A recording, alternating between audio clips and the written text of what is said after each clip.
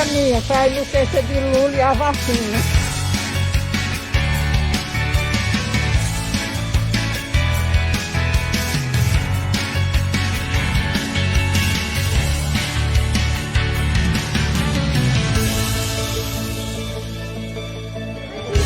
Lula livre! Fora Bolsonaro!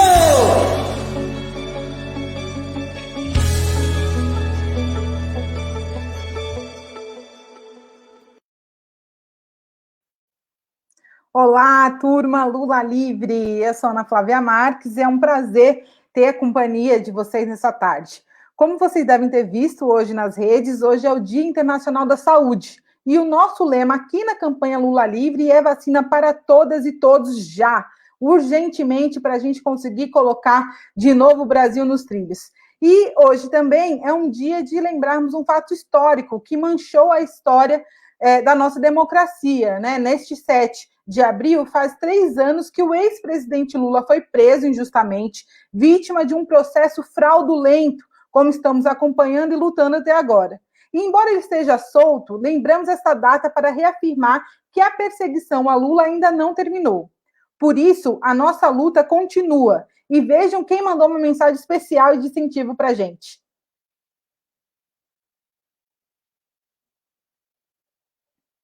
Tudo bem, gente? Então, quando a gente tem que falar da prisão do meu pai no dia 7 de abril de 2018, não remete pra gente só a questão do dia em si. Vem na cabeça da gente um filme de toda a perseguição que ele e que nós da família sofremos ao longo desses anos todos. Foi tudo muito difícil, além das perdas que nós tivemos. E das perdas que nós tivemos enquanto o nosso alicerce estava longe da gente, foi afastado da gente, que foi a perda do meu tio e do meu sobrinho. O quanto a gente teve que resistir, o quanto a gente chegou para visitar meu pai, dolorido, machucado, mas a gente entrava lá e era surpreendido com um sorriso, com um abraço, com uma força, com uma resistência, que eu não estou para ver, não conheço ninguém igual a ele. Eu queria agradecer, primeiro, a Deus por ter me dado um pai tão forte, tão exemplar, em todos os aspectos da vida, como homem, como pai, como líder. Ele é o meu espelho, a minha referência. Mas eu também queria agradecer a cada um e cada uma que não soltou da mão da gente. A cada um e cada uma que esteve com a gente em todos os processos, desde antes da prisão. A cada um e cada uma que continuou do nosso lado nesse momento em que a gente ficou tão fragilizado, em que tiraram da gente o nosso maior alicerce.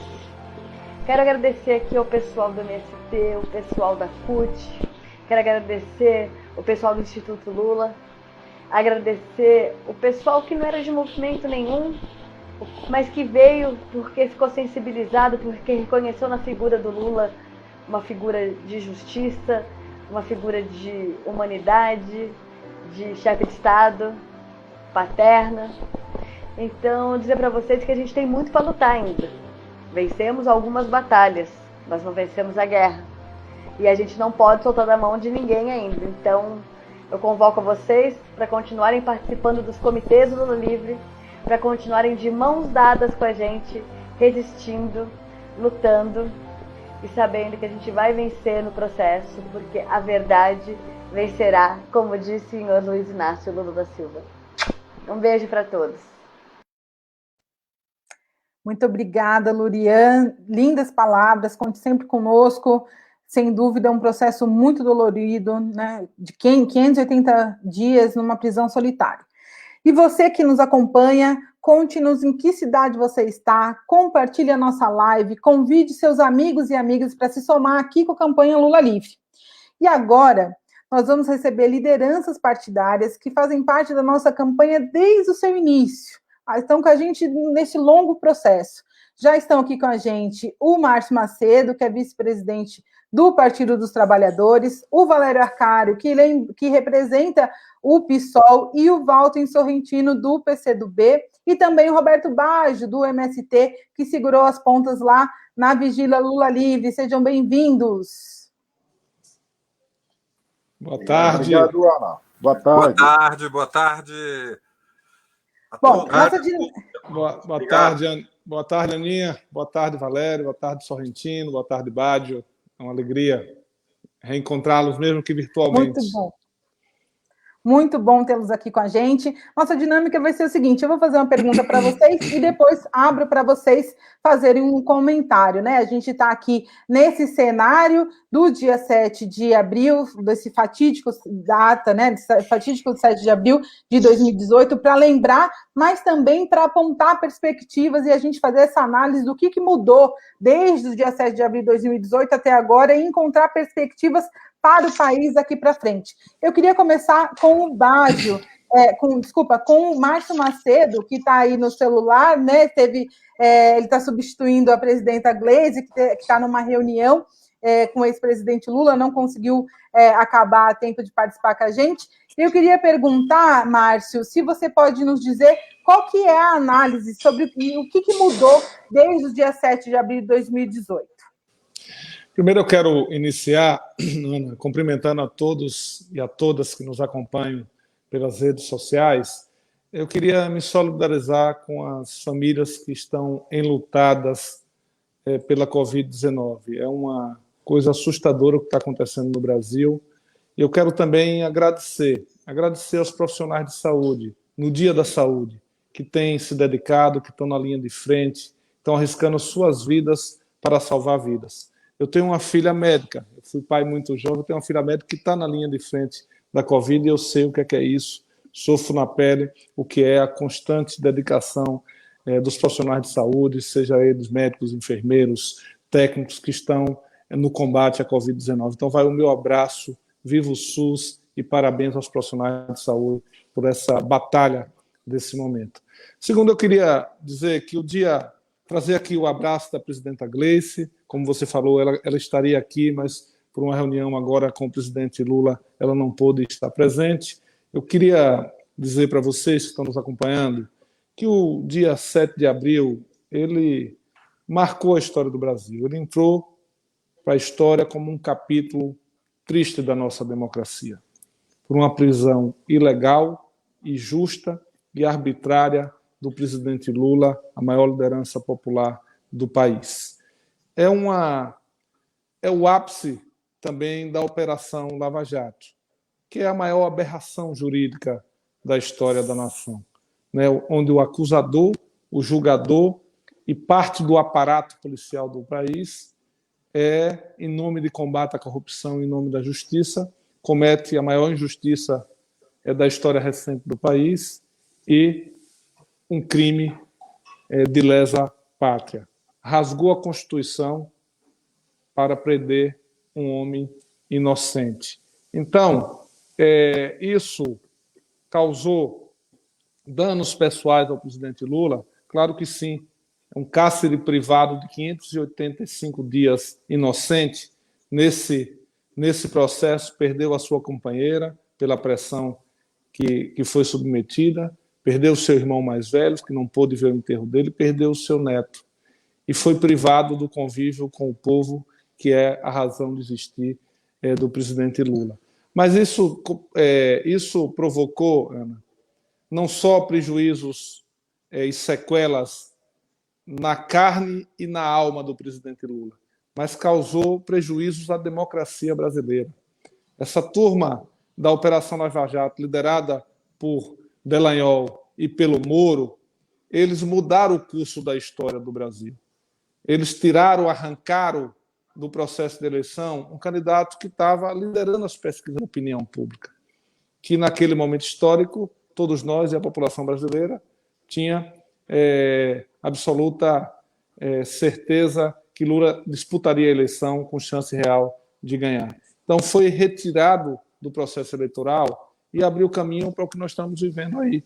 O governo de Bolsonaro com toda essa temeridade democrática e com a agonia que o país está passando do ponto de vista sanitário, do ponto de vista econômico, do ponto de vista social. Então, essa turma precisa ser levada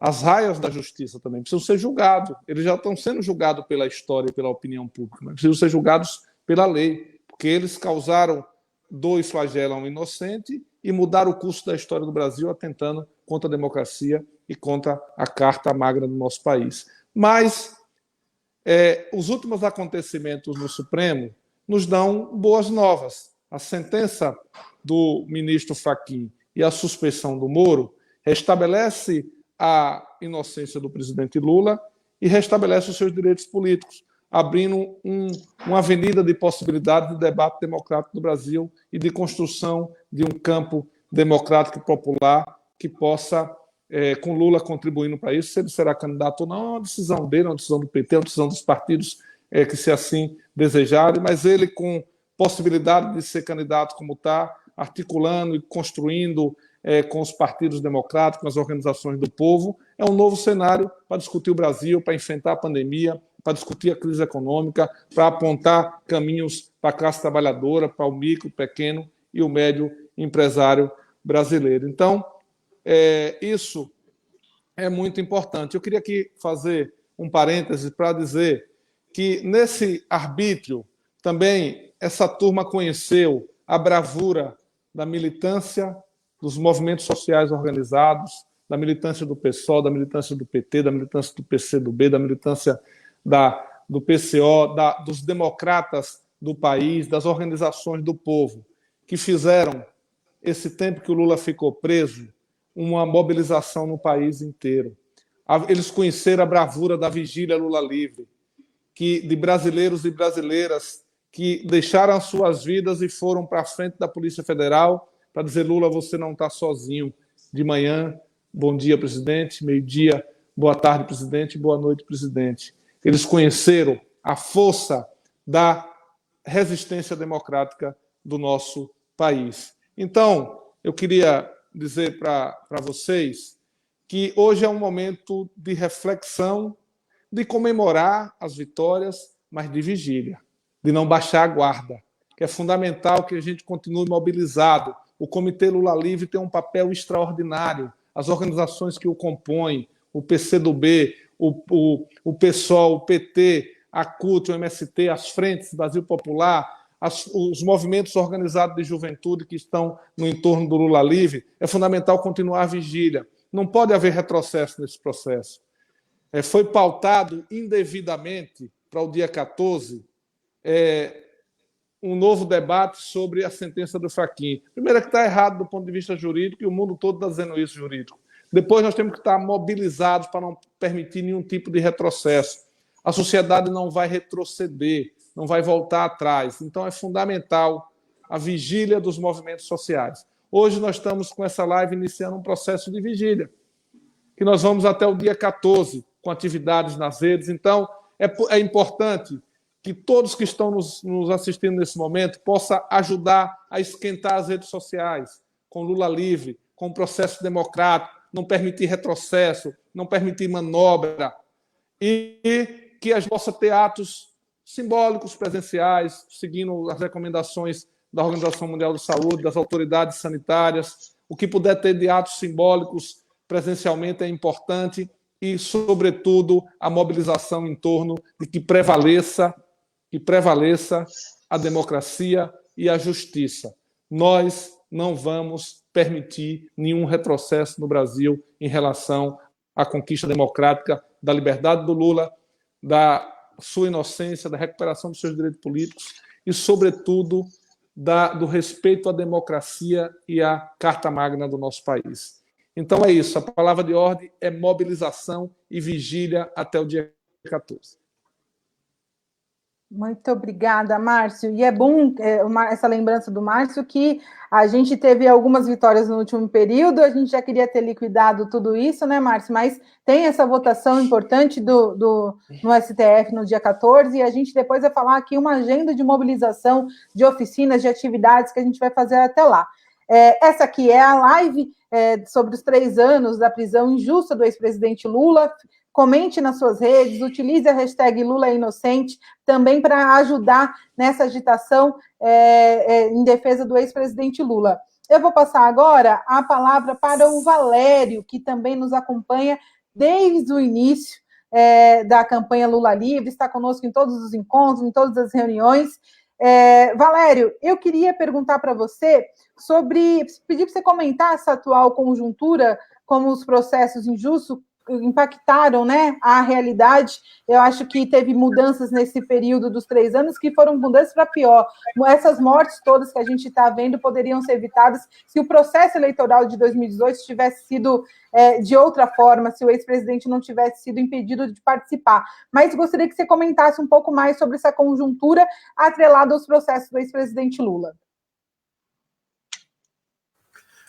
Muito bem, boa tarde a todos. Uma satisfação estar com vocês, com o Walter Sorrentino, nosso velho camarada de décadas, desde a fase final da luta contra a ditadura, meu bom Márcio, querida Ana Flávia, e o Baggio que foi o coração da vigília em Curitiba, em frente ao prédio da Polícia Federal, incansável, irredutível e, portanto, é um dos nossos insubstituíveis, meu bom Baggio, pelo papel que o MST cumpriu na luta dos últimos anos. Bom, eu creio que hoje, com a perspectiva de 3 anos, nós, do PSOL, temos clareza que a prisão do Lula, naquele dia, nos sindicatos metalúrgicos, culminava uma ofensiva reacionária que passou pelo impeachment de Dilma Rousseff em 2016, passou pela posse arbitrária do Temer, todas as reformas e ajustes que estão sendo feitos a partir do Estado, ininterruptamente, de forma mais acelerada, dramática, eu acrescentaria, nestes 2 anos do mandato de Jair Bolsonaro, que obedecem a uma estratégia. A estratégia é reposicionar o capitalismo brasileiro no mercado mundial, nivelar o que nós podemos chamar que são os padrões de superexploração da força do trabalho no Brasil pelo aqueles que hoje prevalecem na Ásia. E para o fazer era necessário uma derrota da classe trabalhadora.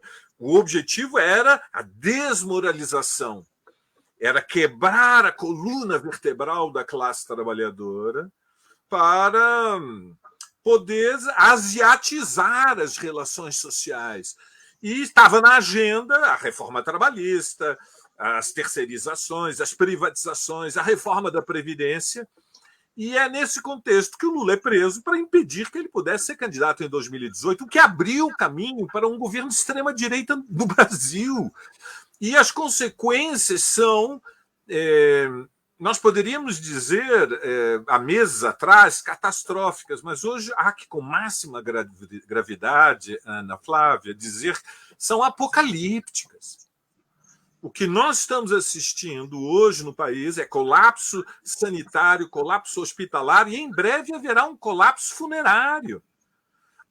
E isto é uma obra de um governo que fez uma aposta, a aposta de que era incontível a epidemia e que a imunidade de grupo, a imunidade de rebanho, a imunidade coletiva viria pelo contágio. E o resultado está aí. Nós temos ontem mais de 4.000 mortos, e na média semanal superamos os 3.000 mortos há vários dias, num contexto de, em consequência, contração econômica, aumento do desemprego para níveis que são os mais elevados da série histórica. Então, para o PSOL, a luta pela liberdade do Lula era a luta pela defesa das liberdades democráticas de todos nós. Aliás, o Bolsonaro, no discurso de posse, disse: o Lula está preso, e se depender de mim, vou prender o Guilherme Boulos, vou prender o João Pedro Stedley. E, portanto, lutar pela liberdade do Lula não era uma tarefa só do PT, era uma tarefa de qualquer um que tivesse lucidez diante da operação política que foi construída desde o impeachment para abrir o caminho para um governo ultra-reacionário que está impondo uma regressão histórica no país. E no contexto de hoje, com 3 anos de distância, que nós temos que dizer que são 3 ideias fundamentais. A primeira, nós tivemos uma vitória, ela é muito difícil de ser revertida, mas temos que acompanhar com máxima vigilância a próxima sessão do Supremo. É uma vitória muito importante, porque ela abriu o caminho depois para a votação da suspeição do Moro e, portanto, a própria Operação Lava Jato está sendo questionada por todo tipo de arbitrariedades que foram cometidas, ilegalidades que foram cometidas, e, portanto, é uma vitória democrática enorme que o Lula tenha recuperado os direitos políticos. É o resultado de um processo histórico de clarificação do perigo que representa um governo de extrema-direita que tem no seu centro uma ala neofascista, que é incontível, que é imparável, que é dramaticamente perigosa. Então, nós tivemos uma vitória política, ela teve impacto na consciência de dezenas de milhões de trabalhadores, nas fábricas, nas empresas, nas escolas, nas universidades, nos bairros, no movimento de mulheres, no movimento negro, no movimento ambiental. Teve um impacto, o Brasil sorriu diante da decisão da transferência para Brasília dos processos do Lula e, portanto, a anulação das sentenças do Sérgio Moro. O Brasil sorriu. E isto tem impacto no quê? Na confiança, na força moral, de que é possível derrotar Bolsonaro, de que nós não temos que esperar 2022, que assim que as condições sanitárias tornem possível, há uma tempestade, relâmpagos e raios que estão se acumulando, há uma fúria, há um ódio, há uma repulsa contra a brutalidade, a ignorância, a estupidez que prevalece no Brasil de Bolsonaro. Portanto, foi uma vitória política democrática imensa, a maior dos últimos 5 anos. Segunda conclusão que eu creio que nós podemos tirar é que será uma luta dura. Ou seja, o Brasil caminha para uma fratura política e social que é a mais importante desde o final da ditadura. Não tem comparação com o que foi a luta contra Collor, não tem comparação com o que foi a resistência aos governos do Fernando Henrique Cardoso, e será num patamar muito superior aos das jornadas de junho de 2013. Há uma onda que se acumula molecularmente nos poros da sociedade e que, assim que as condições sanitárias o permitirem, porque hoje é impossível sair às ruas, nós veremos no Brasil seguramente o protesto popular, e devemos trabalhar para isso, porque a direita pode ser derrotada, meus camaradas, num processo eleitoral, mas o neofascismo não é derrotado somente com voto numa urna. E, portanto, nós estamos diante de um desafio histórico, que é derrotar o governo de extrema-direita, mas também impor, com a derrubada de Bolsonaro, enterrar o peso político de massas do neofascismo.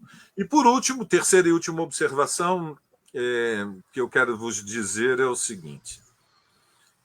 Nós estamos agora no auge da pandemia, nós estamos num epicentro de uma tragédia sanitária e humanitária sem paralelo na história do Brasil.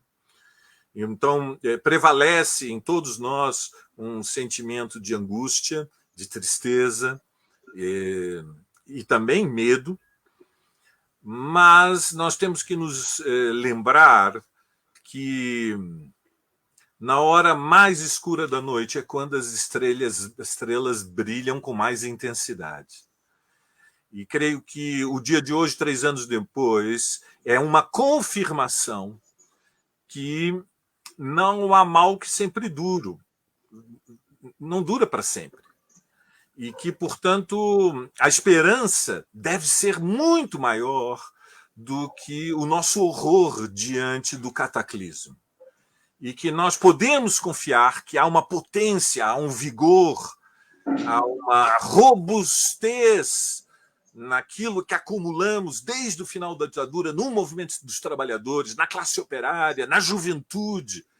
há algo de poderoso e dinâmico na sociedade brasileira que vai se levantar e vai passar Bolsonaro. Vai passar. E nós vamos derrotar a extrema-direita e a corrente neofascista. E a Frente Única de Esquerda, nós juntos, PSOL, PT, PCdoB, aqueles que temos raízes na classe trabalhadora, aqueles que nos levantamos defendendo a bandeira vermelha, confiemos, porque, embora seja a hora mais difícil, mais dura e mais escura da noite, já se vê, para quem abrir os olhos, o alvorecer de um novo dia. Obrigado, Ana.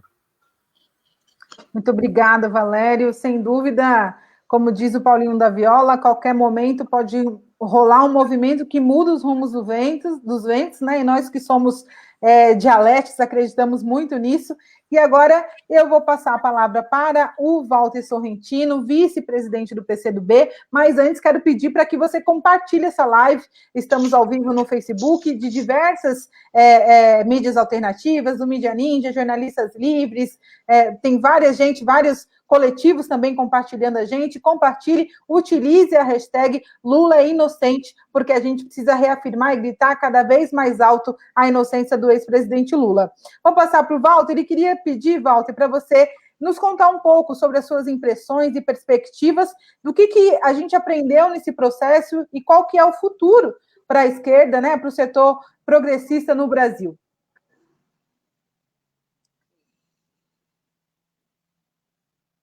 O microfone do Walter, só um minutinho. Pronto. Minha saudação a você, Ana, e a saudação calorosa, afetiva ao Valério, ao Bajo, ao Márcio Macedo, ao Márcio Toledo, desculpa, e quero saudar todos que nos ouvem aqui, mandando também um abraço afetuoso a Lurian, que fez esse belo pronunciamento, né? Eu acho que nós temos que comemorar essa grande jornada de Lula por sua liberdade e justiça, que faz 3 anos hoje, liderados aqui pelo Comitê Lula Livre, onde o MST teve um papel bastante destacado, não é? Comemoração que é uma chamada luta também. Eu estou certo de que todos aqui que falaram e que vão falar partilhamos as mesmas impressões, Ana, sobre o que se apresenta para nós nessa luta que permanece. Mas, repito, temos obtido vitórias expressivas e isso nos cria muito boas expectativas.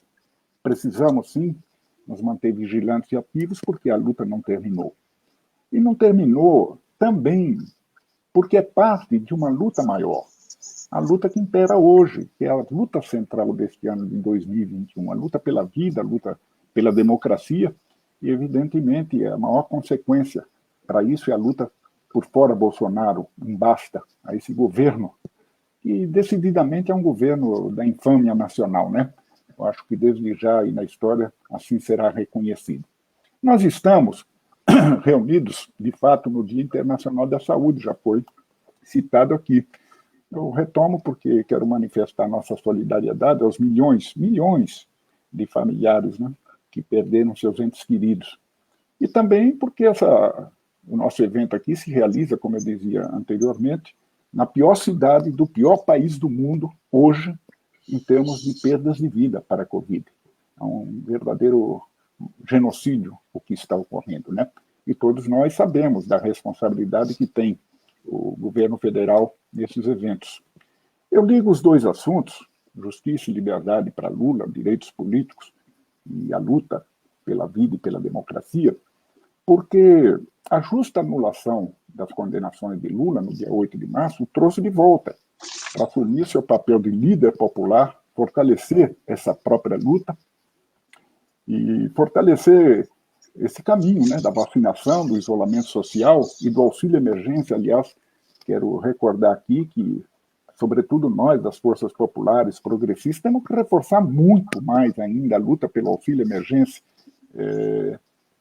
O enfrentamento da pandemia muitas vezes exige lockdown. O lockdown exige que se pague para as pessoas ficarem em casa, terem pelo menos uma cesta básica enquanto perdurar essa situação e não embarcarmos nessa falácia, né, nessa falsa contradição que é a narrativa de Bolsonaro, que as pessoas querem trabalhar É claro que querem trabalhar, mas é preciso preservar as vidas e o auxílio emergência é simplesmente inevitável numa situação dessa. E eu acho que, voltando a Lula, as suas entrevistas dizem claramente a que veio, né? Nós precisamos fazer a travessia de 2021. Esse é o principal problema da hora, que não exclui os demais, nem as perspectivas que se possam construir para 2022, e evidentemente precisam ser construídas. Mas a construção de 22 passa antes pela travessia de 21, está ligada. E nós precisamos ainda seguir nesse caminho de unir largas forças para derrotar Bolsonaro e interditar seu governo, se possível, antes de 2022. Não é? As pressões e contrapressões, Ana, que você me pergunta das perspectivas, as pressões e contrapressões sobre a liberdade e os direitos de Lula permanecerão. Mas concordo que vai ser muito difícil pôr o gênio de volta na garrafa. Nós vamos estar vigilantes, nós vamos estar ativos, nós temos que perceber que há muita querelância no judiciário, né? Um judiciário que foi assumindo crescentemente um papel político e, portanto, está também atomizado, como se costuma dizer, 11 cabeças. Uma cabeça, cada uma pensa por si mesma, né? De todo modo, o papel do Supremo tem sido muito importante na garantia das condições institucionais democráticas do país e barrando os crimes, né? Ou paralisando os crimes que vêm sendo cometidos por Bolsonaro.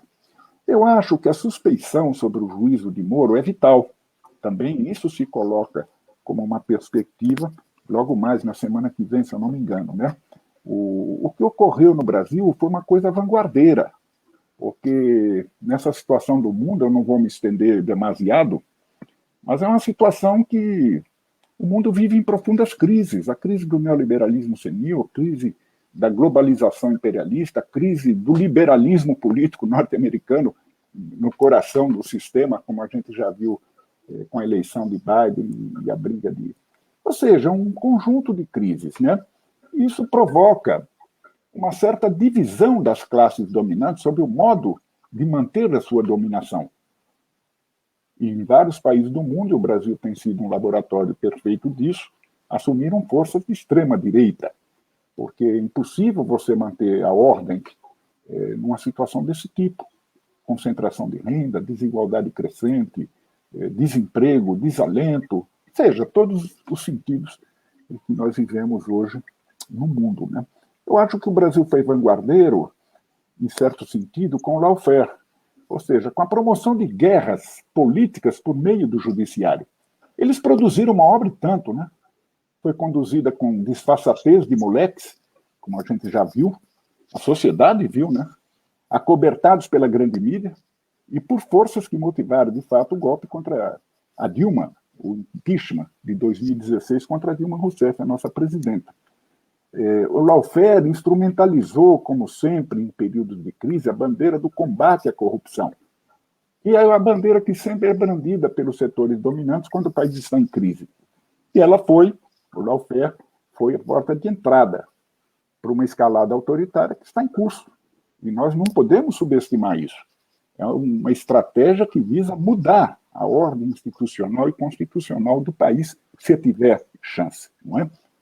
É claro, poderia me estender muito, mas só quero registrar, que sempre falamos, mas é cada vez mais evidente que o lawfare foi também a ponta de lança para atingir os grandes interesses nacionais, notadamente na Petrobras, na grande engenharia nacional, e, evidentemente, com o conluio das agências de Estado norte-americanas, né, explicitamente.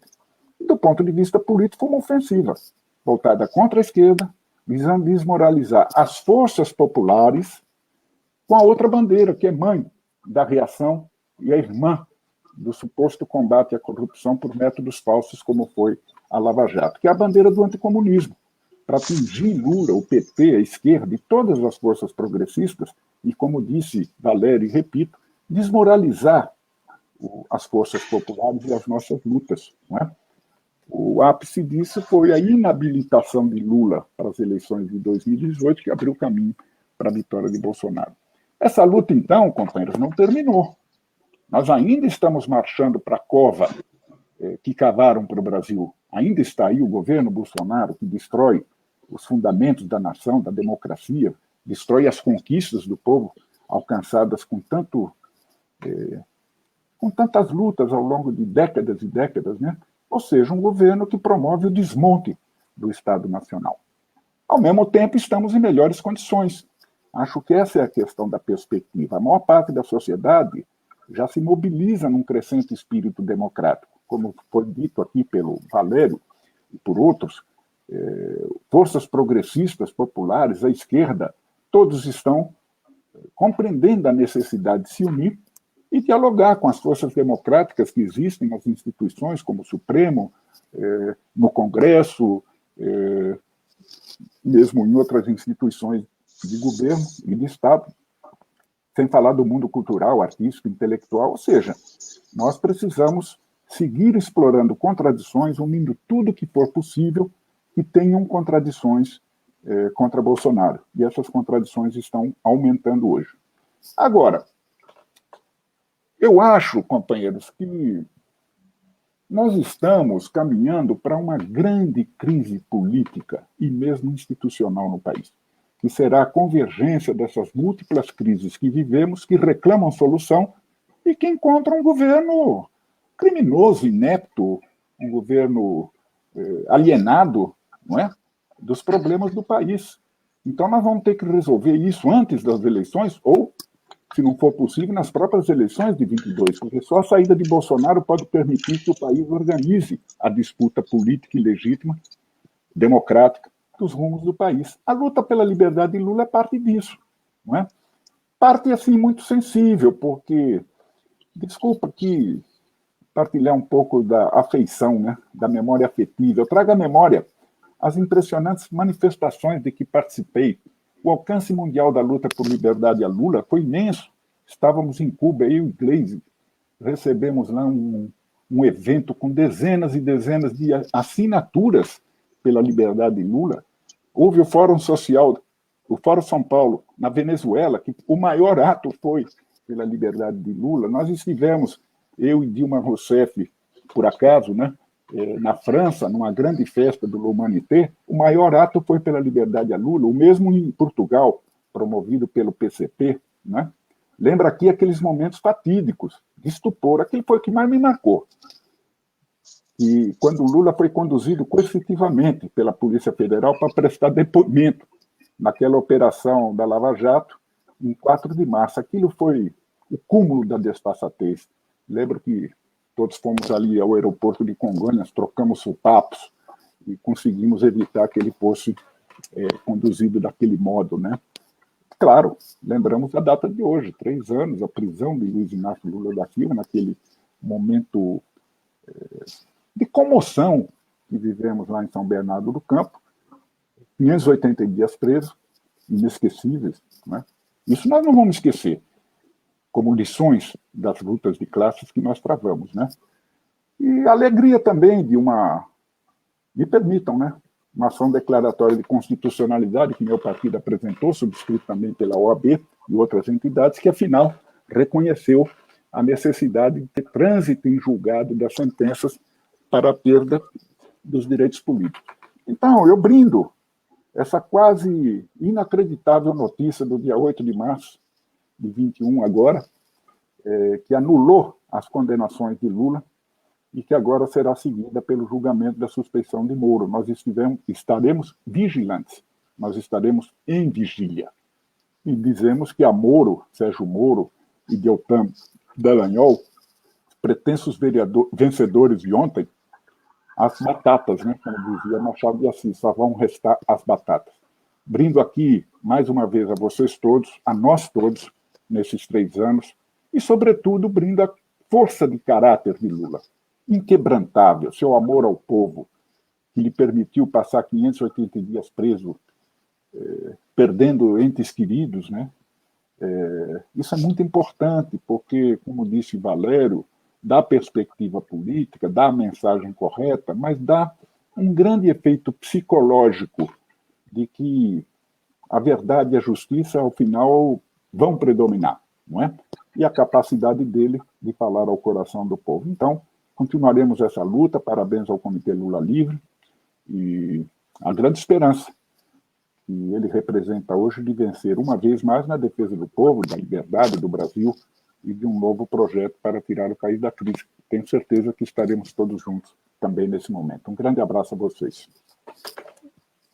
Muito obrigado, Walter. Sem dúvida, a campanha Lula Livre, você citou alguns momentos internacionais, a gente chegou a receber mais de 2 milhões de assinaturas vindas de Cuba que pediam a liberdade do ex-presidente Lula, e a gente passou por muitos momentos muito difíceis e, enfim, a gente está podendo colher, mas manter ainda em vigilância, né, em vigília, como vocês estão falando aqui. Olha só, o nosso próximo convidado vem de uma vigília, né, representante da vigília Lula Livre, que é o Roberto Baggio, mas antes de convidá-lo para ele fazer a fala, eu vou pedir para a gente colocar um vídeo muito especial, uma mensagem da Bia, neta do Lula, que mandou aqui uma mensagem para a nossa live. Vamos assistir juntos. A gente chegou aquele dia no sindicato, todo mundo muito nervoso, incrédulo de tudo que estava acontecendo.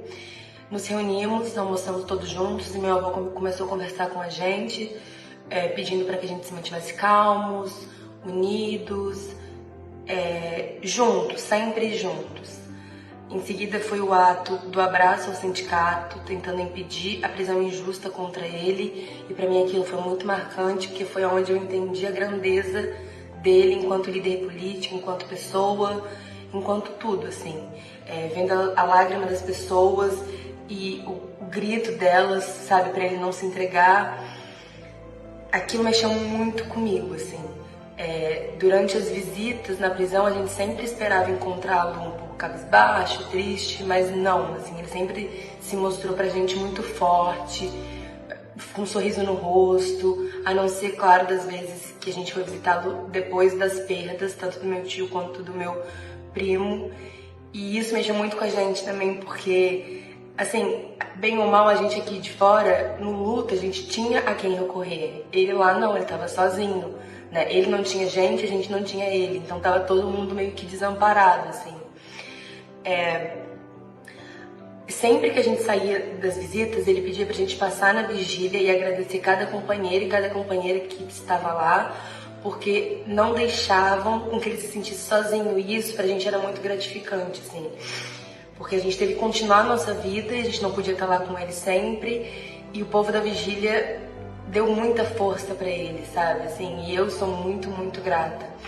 A gente venceu agora algumas batalhas, mas a luta não acabou, a gente tem que continuar lutando e garantindo os direitos políticos dele, porque só quem sabe se ele quer vir ou não alguma disputa é ele, não é mais ninguém. Então a gente tem que estar ao lado dele, apoiando e lutando para que a vontade dele seja feita e dando muita coragem, se é que ele precisa, né? Porque ele é um dos homens mais corajosos e incríveis que eu conheço na minha vida.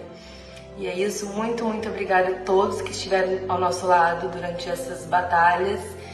E estamos juntos, vamos continuar juntos por ele, pelo nosso país, pela nossa gente. Um beijo. Muito obrigada, Bia. Suas palavras realmente nos incentivam a seguir em frente na luta por justiça.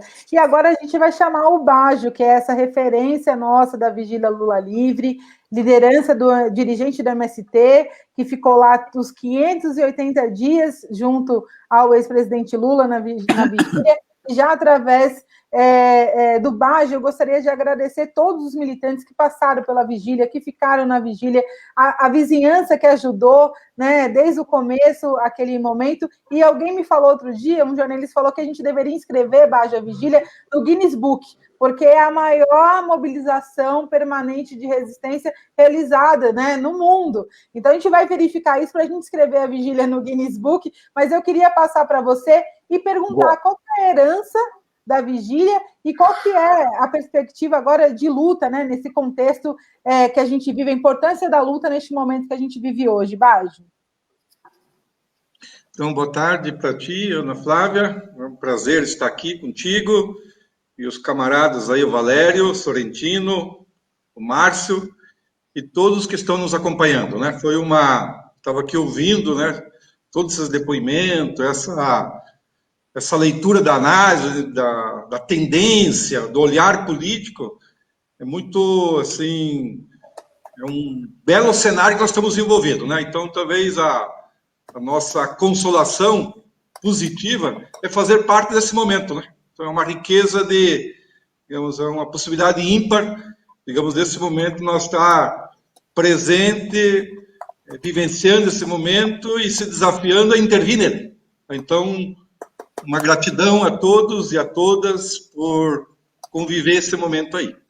E nessa live de 3 anos, né? 3 anos atrás, nesse momento, era aquele fervo em São Bernardo do Campo, né? Imagine lá ao redor do sindicato, e um fervo aqui em Curitiba ao redor da Polícia Federal. Esses dois campos de batalha, né? E no meu testemunho aqui, eu vou pegar 3 questões, né, do ponto de vista de tentar fazer uma síntese desse andar histórico. O primeiro, sempre ao redor da vigília, aqui, né, sempre olhando um pouco, digamos, as batalhas a partir daqui, né, ficou visível de que sempre, né, sempre a nossa burguesia, a elite, os ricos, sempre para impor seu projeto, eles usam da violência. Então, é uma marca histórica dessa modus operandi da nossa burguesia. A violência política faz parte da natureza da nossa burguesia, historicamente, desde 1500 até o último, o Lula. E assim foi em todos os grandes momentos da história política brasileira. E o Estado, né? Também, em cada momento histórico, eles utilizam o Estado com suas ferramentas para operar sua estratégia e mantê-lo o controle dessa situação aí. Então, isso foi visível nos 580 dias aqui em Curitiba, a violência extrema sobre o Lula, né? A sua instrução processual, a prisão, né? O linchamento político, né, algo assim altamente desumano, inaceitável que eles fizeram. Isso também, digamos, é a mesma forma como que eles estão agindo hoje no Covid. Também uma violência extrema. Veja, o mesmo paralelo histórico, né, que são 340 mil mortos. Por quê? Por uma violência política do Estado para implantar um projeto ultraliberal, né? O flagelo de mais de 100 milhões de brasileiros sem comida, sem se alimentar direito, sem trabalho, sem renda. Enfim, digamos, eu acho que o que a gente viveu nos últimos 3 anos, e é bom nós ter sempre isso na nossa memória histórica, que a nossa elite sempre vai utilizar os aparatos da repressão quando a classe ameaça ela. Então, eles vão historicamente utilizar. E nós estamos no meio desse grande conflito, desse grande impasse. Nós estamos num impasse político nacional que é desde 2014, onde a nossa elite não aceita o desejo da maioria. E, para isso, com força e com violência, tenta implantar seu projeto. Então, eu acho que o próximo período, a próxima década, os próximos anos, o conflito, as batalhas vão fazer parte da vida política nacional. E nós temos que ter presente, nós não podemos confiar absolutamente nada, né, nesse padrão histórico de dominação e de violência e de projeto da nossa elite. Bom, apesar de tudo isso, também olhando o horizonte, o que a vigília sinalizou, em condições muito adversas, de cerco político, de cerco institucional, de cerco jurídico, de cerco mediático dos meios de comunicação, de um cerco repressivo, né, nas ruas, nas calçadas, né, se organizou e se estruturou uma bela experiência de resistência popular prolongada, em um ambiente adverso. Você não tem ideia o que todos vocês passaram para a vigília, né, do que era esse ambiente. Mas nesse ambiente, foi a trincheira de luta desse tempo histórico, desses 580 dias. E talvez esse seja o vigor principal, do ponto de vista também do seu legado histórico. Revela o quê? De que se a gente decidir se organizar, né?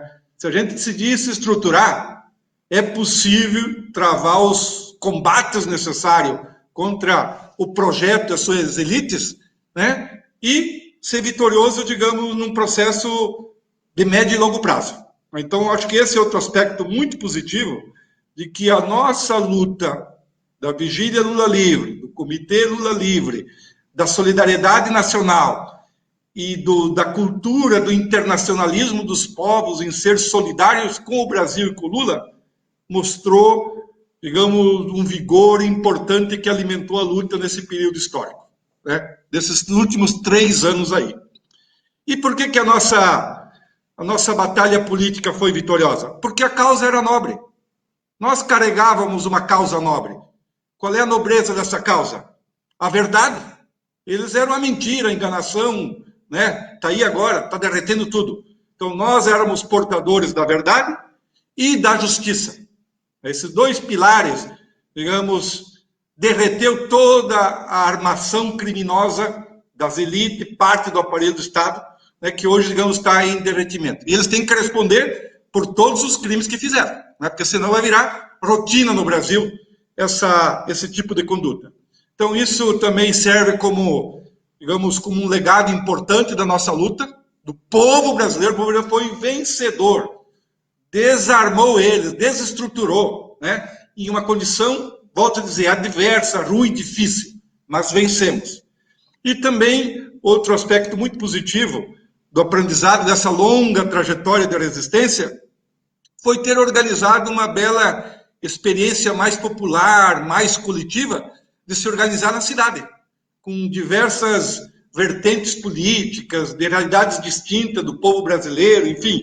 Então foi uma riqueza, foi um belo método organizativo, foi uma bela ação política do nosso povo, foi uma ação massiva do Brasil inteiro, né? Alguns nós estávamos na frente de combate aqui, nós estávamos na frente de combate, mas a solidariedade internacional era muito importante, as caravanas que vinham, os artigos, as visitas, as denúncias, os abaixo-assinados, ou seja, a liberdade do Lula é um grande mutirão popular, nacional e internacional que possibilitou. Então nós temos que ser sempre grato a nossa gratidão eterna, né, por esses valores que somente a classe trabalhadora tem, da solidariedade, da justiça, né, da compaixão, né, da lealdade. Né, fomos vitoriosos. Nós temos que e arrancamos essa vitória pela luta e pela disposição de fazer essas batalhas aqui. E nesse período também, talvez foi um grande momento de politização da nossa sociedade. Foi um momento rico de denunciar a problemática e, ao mesmo tempo, se preparar com um conjunto de atividades que fizemos no Brasil inteiro. Atividades políticas, atividades culturais, ecumênicas, religiosas, grandes conferências jurídicas, né? Então foi essa riqueza política, cultural, que de certa forma, digamos, foi dando as bases, alimentando, alicerçando essas batalhas que nós colocamos lá. Então eu acredito que foi talvez o trabalho popular mais intensivo que o conjunto dos setores da sociedade, populares, sociais, políticos, ecumênicos, da juventude, fez nesse tempo histórico. Um belo trabalho. Eu acho que foi algo especial nesse contexto todo aí. E certamente, do ponto de vista do registro histórico também, é muito rico, né? Porque a vigília também ficou em pleno ar, os 24 horas do dia, dos 580 dias. Então, tem muito registro, tem muitas imagens, tem muitas fotos, tem muitos depoimentos, que certamente, digamos, se escrever ela no Guinness Book, né, digamos, seria uma riqueza analítica, instrumental e talvez até para as nossas universidades, a nossa academia, o cinema, o teatro e tudo mais, poderia ser dedicado do ponto de vista de fazer uma espécie de uma síntese histórica, né, dessa grande experiência de batalha política. Veja bem, 580 dias não é uma greve de uma semana, não é uma ocupação de terra, não é uma marcha. Foi um longo processo histórico. Foi um grande processo histórico que teve o seu vigor por ser uma obra coletiva, digamos, desses setores da sociedade brasileira, que, de certa forma, digamos, decidiu enfrentar com inteligência política, com muita sabedoria, esse momento histórico. E, ao mesmo tempo, se conectava, alimentava o Lula. Talvez as pessoas não tenham a dimensão, mas o núcleo sindical do ABC, ao redor do Djalma Abão, um combatente importante, ele veio com um ônibus de metalúrgicos e ficou um dia na vigília, da velha guarda do Lula. Ele falou assim, o Lula, no seu tempo histórico, ele ficava, em média, 18 horas por dia convivendo com gente e com pessoas. Agora ele está sequestrado, está isolado, e o seu isolamento é uma tentativa de derrubar, de deprimir para que ele adoeça. Então, eu não tenho dúvida nenhuma que a vigília foi esse alimento.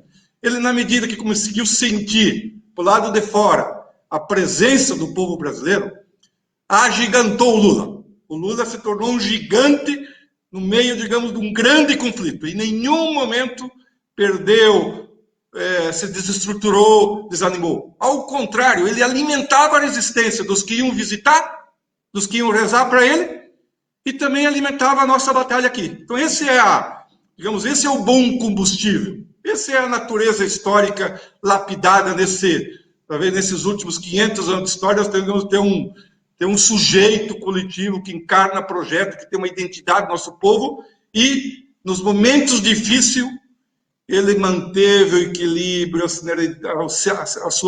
ambiente sereno e, como sempre falou, eu quero sair pelas portas da frente, e saiu. Então, digamos, essa obra de engenharia política foi uma obra coletiva, todos são partes desse processo e é parte de uma experiência histórica de luta política do povo brasileiro. E agora, como que eu vejo, assim, para frente, né? Então, passar esse tempo, nós, nesse momento atual é a prova, né, com o golpe, o lavajatismo afundou o nosso país está afundado, está destruído, está definhando, né? E toda essa dor, todo esse sofrimento, não é as elites, é os trabalhadores, é a nossa população, são os 70% do povo brasileiro, que o sistema capitalista não quer, que não são parte, não querem mais que participem. Então, esse projeto e essa violência política destruiu o nosso povo, né? Então, essa situação que estamos vivendo hoje do Covid, de 340 mil mortos, de 20 milhões de brasileiros que não têm comida, 100 milhões se alimentam de forma precária, 60 milhões de brasileiros não têm emprego fixo.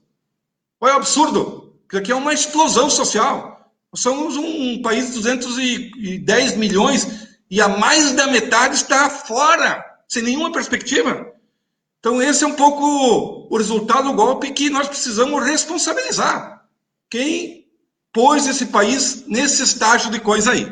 E nesse sentido, imaginamos que também nesse processo histórico, a esquerda brasileira, né, os setores sociais, populares, sindicais, partidários, ecumênicos, estão unificados nessas três bandeiras principais, né, que é a vacina já pública para todo mundo, a quebra de patente pelo SUS, então, o auxílio de emergência também, e nós intensificar iniciativas para derrubar o Bolsonaro, né? Porque senão essa matança política perdurará certamente todo o 21 e 22, porque a vacina está longe aí.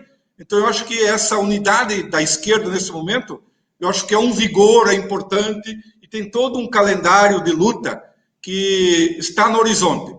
Então nesse aspecto eu motivaria que toda a militância política, partidária, social, em cada município que tu estiver, organize esse núcleo de militantes, de pessoas, e se envolva nessas tarefas políticas, que de certa forma, digamos, é um programa de emergência da esquerda brasileira, que é a vacina, auxílio dos R$600 e o Fora Bolsonaro. E, em conexões com isso, nós poderíamos ter outras duas tarefas que são importantes que a esquerda e o movimento social organizam. Nesse período de fome, de dor, de sofrimento, nós precisamos intensificar a solidariedade, a cultura da solidariedade dos povos. E nesse aspecto, digamos, eu também já vi as campanhas dos partidos que estão se envolvendo em alimentos, em doações, então é muito importante nós estimular essa prática da solidariedade, de nós repartir o alimento, se nós temos condição de dar uma ajuda, vamos dar uma ajuda, enfim, estimular. Onde nós estamos, nos bairros, nas escolas, nos sindicatos, nas paróquias, nas igrejas, nas indústrias, no chão de fábrica, espaços de solidariedade, de ajuda mútua, para a gente nos proteger e um ajudar o outro. Porque a situação é muito dolorida, é muito sofrimento, é muita dor o nosso povo brasileiro. Então, isso seria muito importante. E também imaginamos de que, pelo tamanho da crise social, essa crise social, com a vacina, a gente precisa ir empurrando numa grande estrada de luta social, de luta política, numa perspectiva de nós reconstruir o Brasil nesse próximo período histórico. Tirando o Bolsonaro já, mas ir acumulando, se fortalecendo, se estruturando, construindo uma grande unidade política popular em torno de ideias básicas do que poderia ser um grande projeto público, popular para o Brasil, erguido de baixo para cima, então nós queremos que sejam envolvidos 120 milhões que passam fome, os 60 milhões sem emprego, o conjunto da sociedade, com os setores médios da sociedade também simpáticos, militantes, contribuintes, formadores, e certamente setores do produtivo do nosso país. Eu acho que tem essa grande coesão histórica de nós erguer aqui e transitar uma nova perspectiva nesse longo período histórico, nessa longa transição, para ir superando, acumulando força, um período de acumular força, para uma transição futura,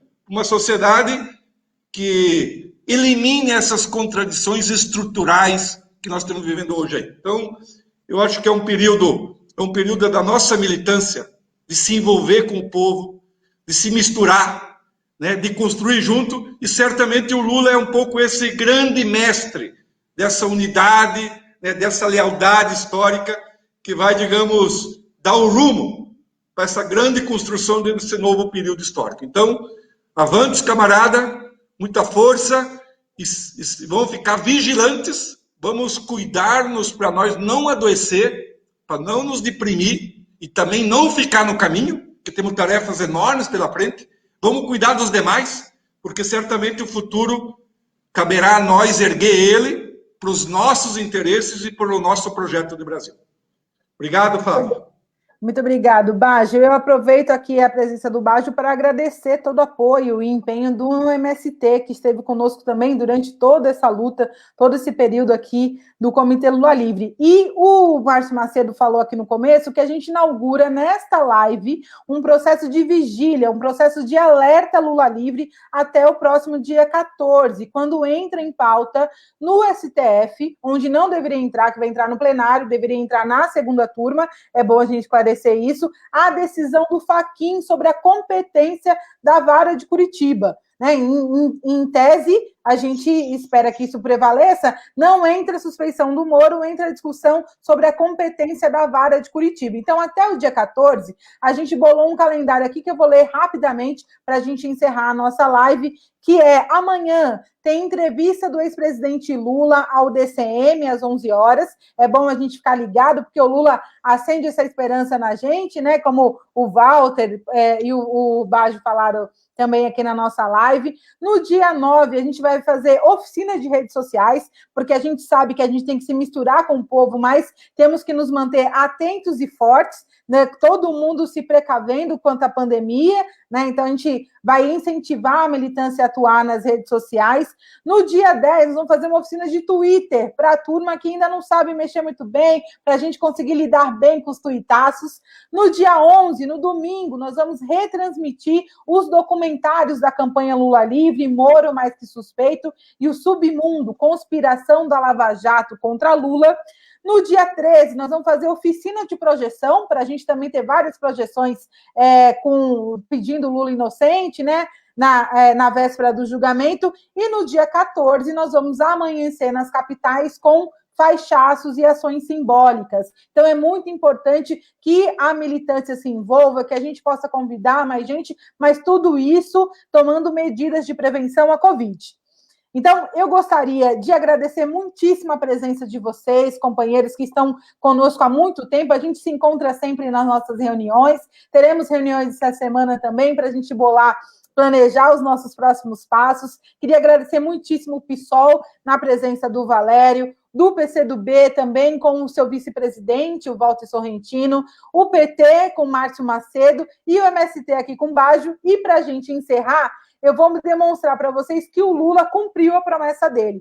A gente fez um vídeo curto aqui com trechos de 3 momentos diferentes com fala do Lula durante esses 3 anos. Em 2018, quando ele foi preso, na primeira entrevista que ele concedeu na PF, em 2019, e depois na coletiva que ele deu, que reacendeu a nossa esperança agora, né, já em 2021. Então, vou passar esse vídeo. Eu queria agradecer muito vocês, a presença de vocês, e já me despeço aqui, todo mundo colocando nas redes, Lula Inocente. Muito obrigada, Valério, Walter, Márcio e Baggio. Vocês vão perceber que eu sairei dessa maior, mais forte, mais verdadeiro e inocente, porque eu quero provar que eles é que cometeram um crime político de perseguir um homem que tem 50 anos de história política. Que eu não tenho o direito de baixar a cabeça, não tenho o direito de ficar, sabe, esmorecido, fraquejar. Eu estou mais tinhoso que nunca, sabe, respeito todo mundo, tenho apreço por todo mundo, mas se tem um cidadão nesse país que vai continuar lutando, e vai lutar, sou eu, para restabelecer a verdade nesse país. Eu fiquei numa solitária e durante 580 dias eu me preparei espiritualmente. Eu me preparei para não ter ódio. Eu me preparei para não ter sede de vingança. Eu me preparei para não odiar os meus algozes. E por que eu me preparei? Porque eu queria provar que mesmo preso por eles, eu dormia com a minha consciência muito mais tranquila do que a consciência deles. Eu sei de que eu fui vítima da maior mentira jurídica contada em 500 anos de história. Eu sou radical porque eu quero ir à raiz dos problemas nesse país. Eu sou radical porque eu quero ajudar a construir um mundo justo, um mundo mais humano, um mundo em que trabalhar e pedir aumento de salário não seja crime, um mundo em que a mulher não seja tripudiada por ser mulher, um mundo que as pessoas não sejam tripudiadas por aquilo que querem ser, um mundo que a gente venha abolir definitivamente o maldito preconceito, sabe, racial nesse país. Um mundo em que não tenha mais bala perdida. Um mundo em que o jovem possa transitar livremente pelas ruas de qualquer lugar, sem a preocupação de tomar um tiro. Então, companheiros e companheiras, é pela construção desse sonho e ajudar a torná-lo realidade que eu me sinto muito jovem. E me sinto jovem para brigar muito. Então eu queria que vocês soubessem. Desistir, jamais. A palavra desistir não existe no meu dicionário.